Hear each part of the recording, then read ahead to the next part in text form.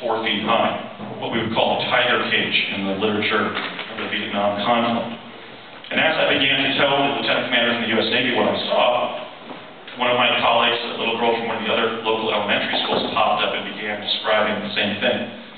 So we were very bright children. I mean, as a young toddler even, when I learned how to talk, I would sometimes go into the carpentry shop that my dad kept in our cellar in our home in Morris Plains, New Jersey, and complete his thoughts. I remember one time I went down and I said, "Dad, Mom doesn't just view you as a meal ticket, she loves you." So my dad was fulminating about some argument he had with my mom. I know he didn't believe that at the level of his heart, but so I would pick up what he was thinking, what he was ruminating about. Another thing that happened in this area of special kids is I've been watching my 2 older brothers constructing something with their Tinker toys about 3 feet off the floor of our rec room in New Jersey. And I thought, why on this planet, in this life, do you have to follow this law of gravity thing and build something from the ground up? Why can't you just suspend it like I was shown in one of my last slides? And they knocked their skyscraper they built in the floor of the rec room down, ran outside, and I began picking up their toys and my alphabet blocks. I certainly hadn't entered kindergarten yet in fall of 1966 as a 4-year-old, so I may have very well been 2.5, 3 years old. And I had a flashback to a life as a gray extraterrestrial type, where somebody was showing me how to levitate things or cause them to be suspended in space with your mind. And I took the objects and I with 100% intent, and people talk about the law of intent, the law of manifestation, utterly believing that the object should stay hovering 3 feet off the ground. They did. Just started placing the toys 3 feet above the ground, and my dad, who then held, for about 15 years, he held a BS in electrical engineering from Lehigh University, which is one of the leading engineering programs in the country, where about half of what he did was in physics and mathematics, hence his involvement in Pegasus, was astonished to see his number 3 son and 5th child levitating his toys about 3 feet off the ground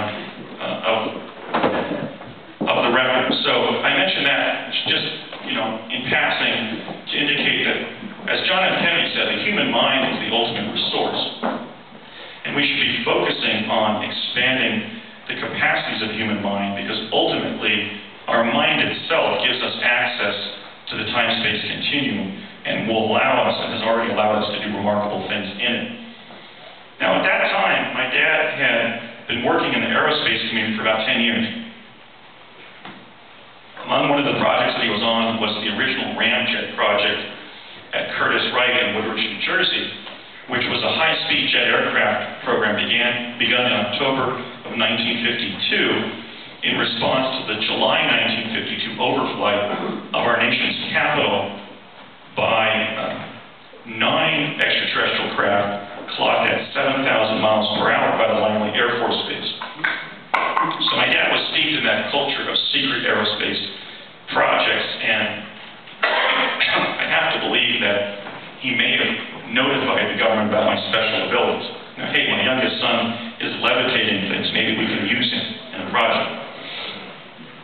But at some point before the end of my kindergarten year, this would have been the summer of '67, my dad had been approached to involve me in Project Pegasus because he began taking me to project locations in New Jersey. So, when the project was fully fledged in fall of 1969, which for me was the beginning of the 3rd grade year, they initially began training us to accurately see and report things back when we were time traveling. They were also honing our psychic ability by involving us in military, actually Navy remote viewing programs, or probes.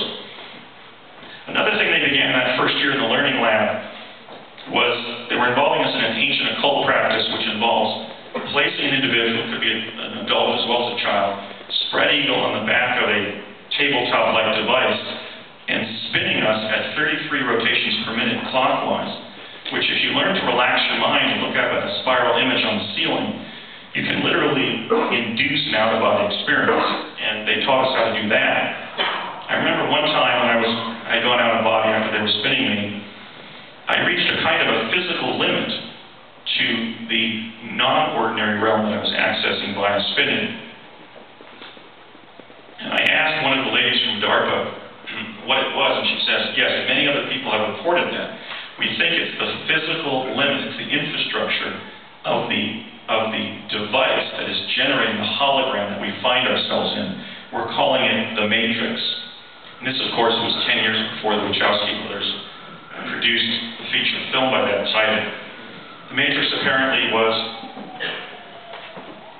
the machine that generates the synthetic reality that we inhabit. So from that we can derive the conclusion that by 1970 the U.S. government had concluded,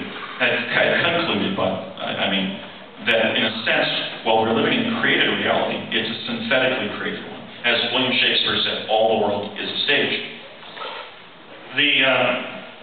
During that first year, in the spring of 1970, so this is the second half of my third grade year, I took part in something that's been confirmed by the great Dr. David Lewis Anderson, which is that the Montauk Chair went national in spring of 1970, and thousands of American school children were involved in probes to the future in the Montauk Chair. The Montauk Chair existed. In fact, when I've been asked to comment about Project Montauk, which came later, I can confirm that the research director for Project Montauk, Jack Pruitt, also exists. Jack was one of the team leaders on Project Pegasus. I think what Montauk probably was a spin-off of Pegasus, because 15 years before the early 1980s, when the Montauk timeline begins, we were doing more advanced things with an array of time travel technologies to include the Montauk Chair.